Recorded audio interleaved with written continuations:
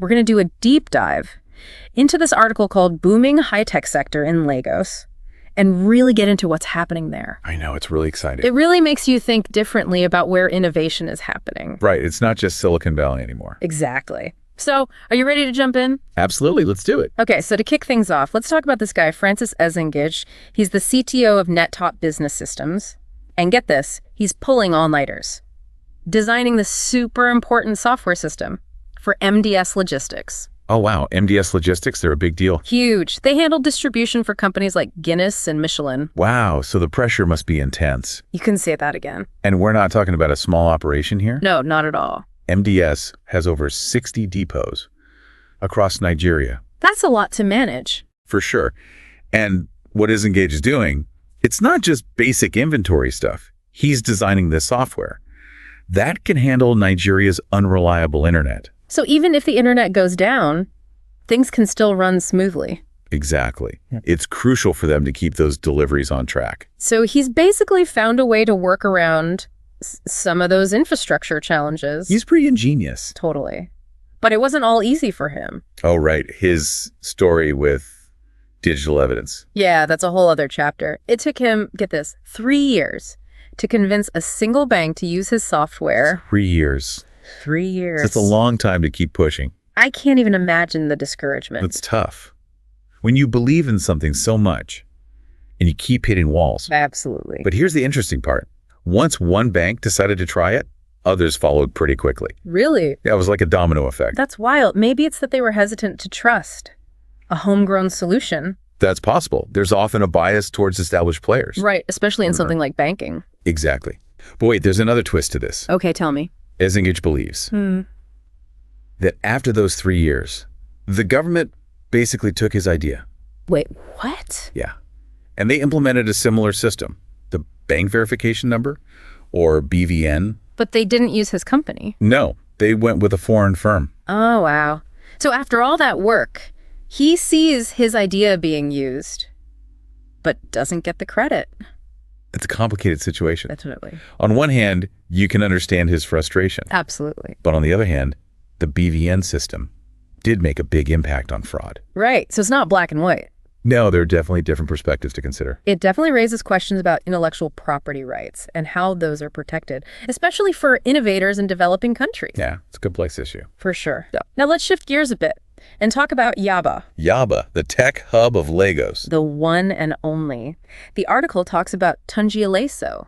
He played a key role in making it happen. He saw the potential there. Yeah, he saw the central location, the universities nearby, the decent infrastructure. And he actually did something about it. He did. He worked with the Lagos state government to create a space for this tech ecosystem to grow. And what about CcHUB, the co-creation hub? Oh, yeah, that's a big part of it. They organize these challenges and hackathons. Bringing developers together. To find solutions to real-world problems. And they've had some really impressive success stories. Right, like budget. Which monitors government spending. Exactly. They use data analysis and visualization to make all that complex budget info easy for the public to understand. So they're promoting transparency. Exactly. And then there's Ufiko, the mobile learning platform, which provides affordable education to so many people. They're tackling some of Nigeria's biggest challenges head on. It's amazing what they've accomplished at CcHUB. It really is. And it seems like all this success is attracting attention from some of the biggest names in tech. Oh, yeah? The article mentions Google, Facebook, even Intel, collaborating with Nigerian startups. It's really putting them on the map. Totally. And it's beneficial for both sides. Right. The international companies get access to new talent, and the Nigerian startups get resources and training. Exactly. It's a win-win.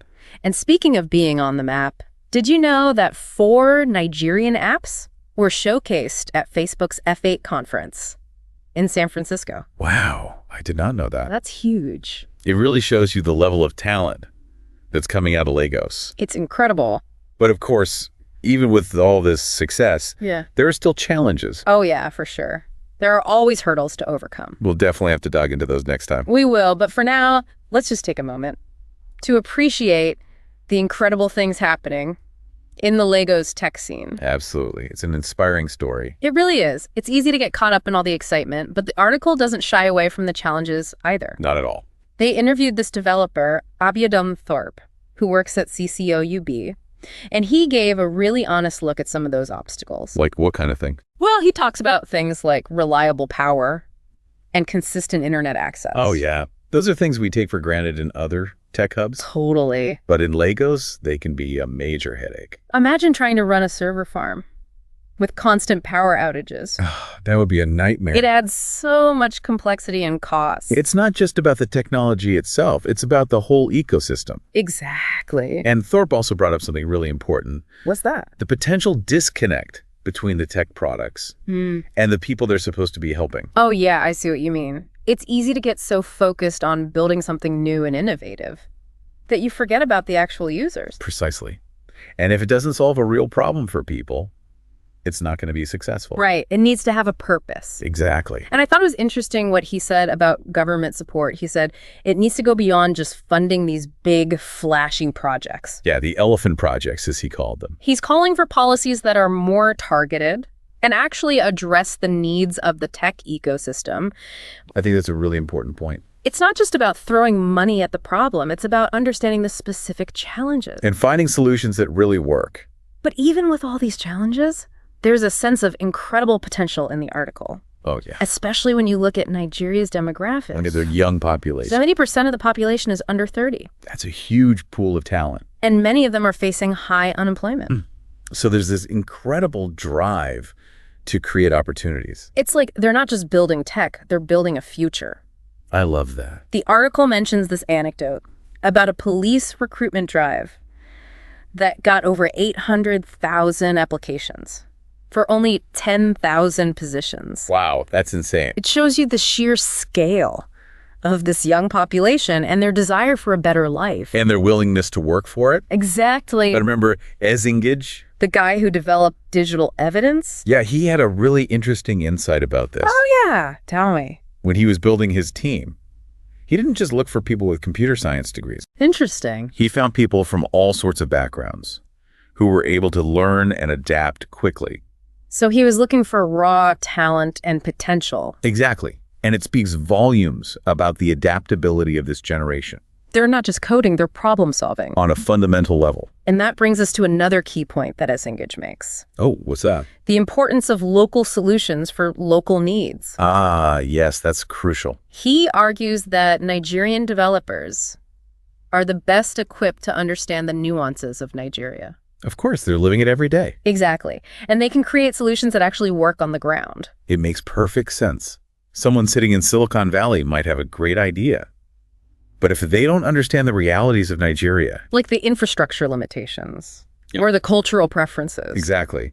Then their solution might not be as effective. So it's not just about importing ideas, it's about adapting them. To fit the local context. And supporting local talent isn't just about national pride, it's about investing in people who understand the problems. And are passionate about solving them. In a way that truly makes a difference. This whole deep dive into the Lagos tech scene, it's really got me thinking about how we view innovation. Yeah, in what way? We always hear about these big tech hubs, like Silicon Valley, but this article, it shows us that innovation can come from anywhere. Absolutely. And often the most exciting things are happening in places we might not expect. Like Lagos. Exactly. It's like a glimpse into the future of tech. Yeah, I see what you mean. A future where innovation is more distributed, more diverse. And more focused on solving local problems. It's not just about copying what's being done elsewhere. That's a good point. These Nigerian developers, they're adapting ideas and technologies to fit their own unique context. That's what makes it so powerful. They're taking existing ideas and making them relevant to the Nigerian experience. It's so inspiring. So if we had to sum up this whole deep dive for our listeners, what would you say are the key takeaways? That's a good question. I'd say it's a story about human ingenuity and resilience. Right. These innovators are overcoming some serious challenges. Yeah, from infrastructure problems to funding gaps, they're building something amazing. It's a testament to their hard work and creativity. Absolutely. And it's a reminder that innovation can happen anywhere, and that the best solutions often come from those closest to the problem. Exactly. It's a story of local talent, local solutions, and a local vision for a better future. Well said. And that brings us to the most important question. What could these talented developers achieve if they had even more support? Oh, wow. That's something to think about. Just imagine the possibilities. The Legos tech scene is already making waves. And it's only a matter of time before they reach the global stage. Who knows? Maybe the next big breakthrough will come from Legos. I wouldn't be surprised. Mm. Well, that's it for our deep dive this week. Thanks for joining us. It was my pleasure. We'll see you next time. Christmas and New Year are around the corner. Have you ensured that your loved ones in Nigeria, Ghana, and Cameroon have everything they need for a perfect Christmas feast? Are you? If you haven't, don't worry. It is not too late. The good people of helpmewaka are ready to help you. They have special packages for you. They include hampers, fresh livestock, and groceries. Yes! Isn't that wonderful? helpmewaka services are the best choice out there. They are convenient and reliable. No stress, no worries. helpmewaka takes care of everything while you focus on the holidays. With helpmewaka, you know your loved ones will be smiling on Christmas morning. What is better than that? Don't wait for the last minute rush. Place your orders with helpmewaka now and enjoy a stress-free holiday. DM helpmewaka today or visit their website to get started. When you mention Dr. Damages in the description, you get the best discount. Yes!